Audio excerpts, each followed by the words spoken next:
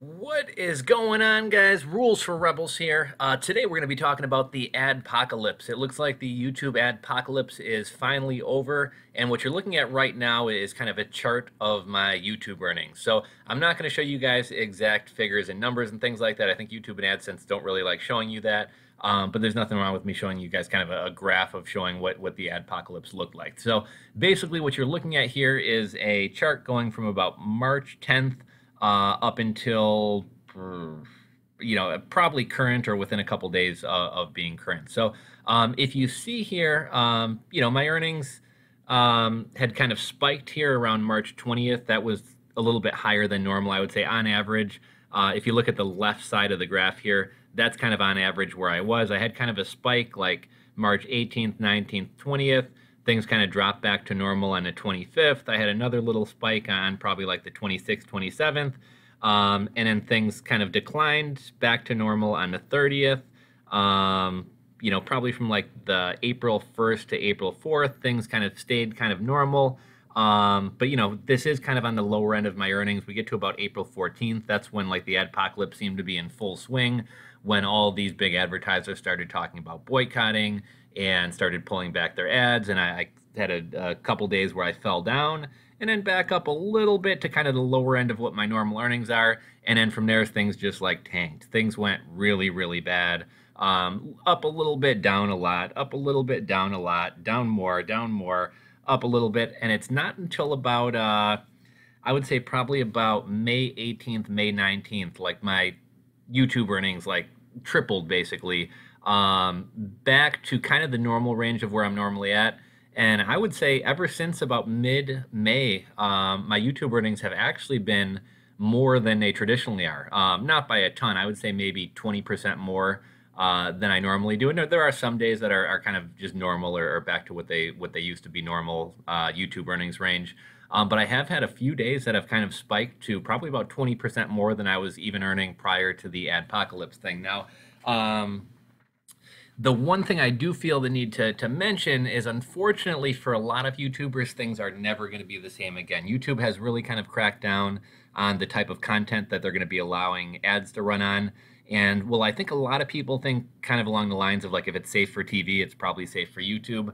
That's not really true. Just because you don't have any nudity or talk about sex or drug use going on in a video, there are a lot of other things. Pretty much anything controversial, YouTube is not going to let you monetize. And why that's kind of sad is, it's one thing if somebody's making like videos with excessive cussing or, talking about sex or drugs or whatever else.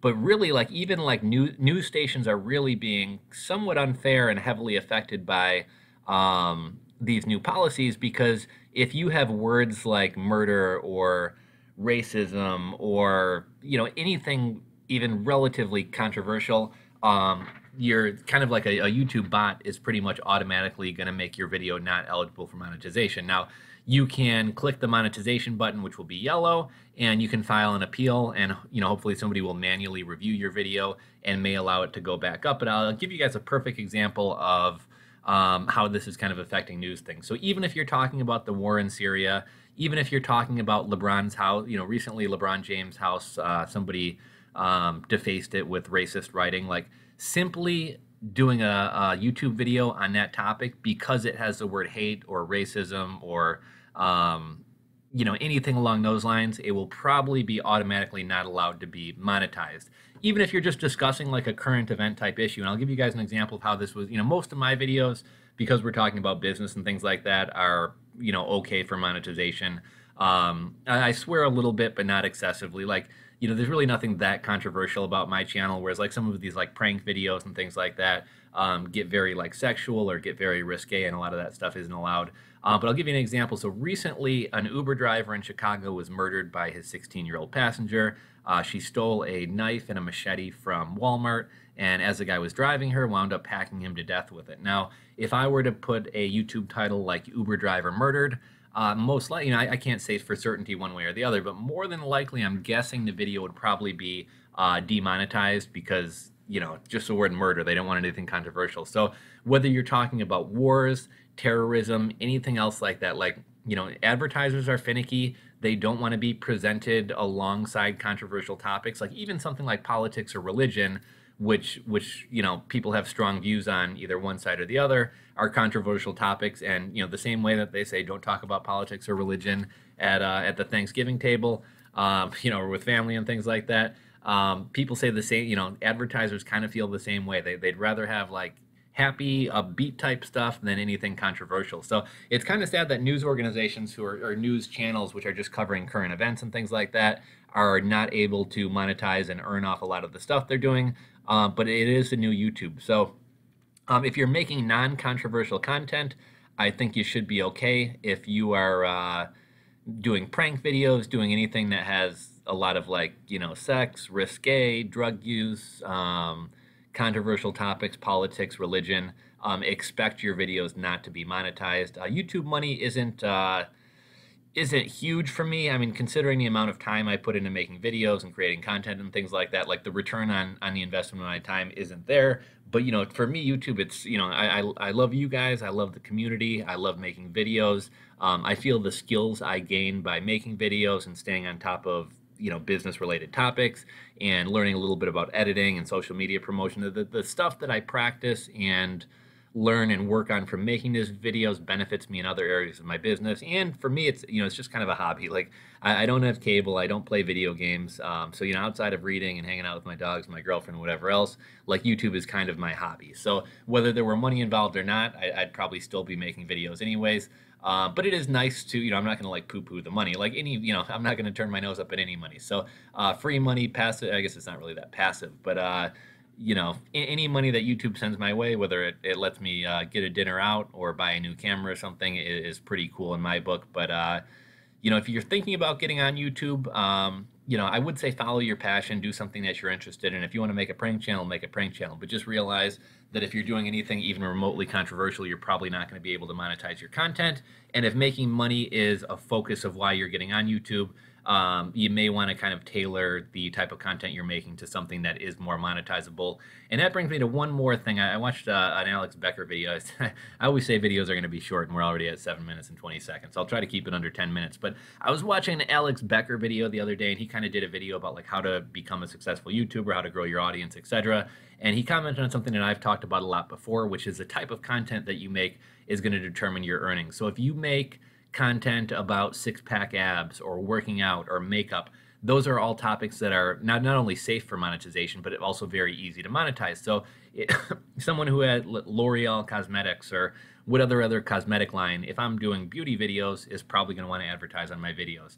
If I'm doing business videos about Terapeak or Shopify and Terapeak and Jungle Scout and all those companies, and even the Alex Beckers and Ty Lopez, they're going to want to advertise on my videos because the type of stuff that my audience is into is the type of stuff that they sell or the type of products that they sell or the type of information that they sell. Whereas if I'm doing a prank video, it's not really targeted towards any specific audience.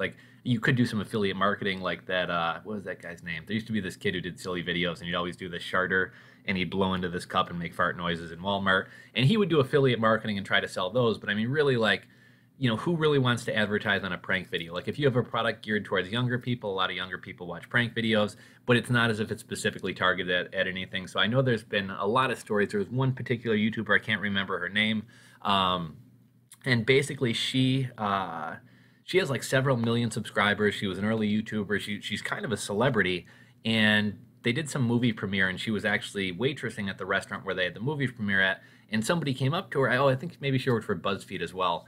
And somebody came up to her and was like, "Oh, are you being a waitress? Is this part of some kind of YouTube skit?" And she was like, "No, I work at this restaurant."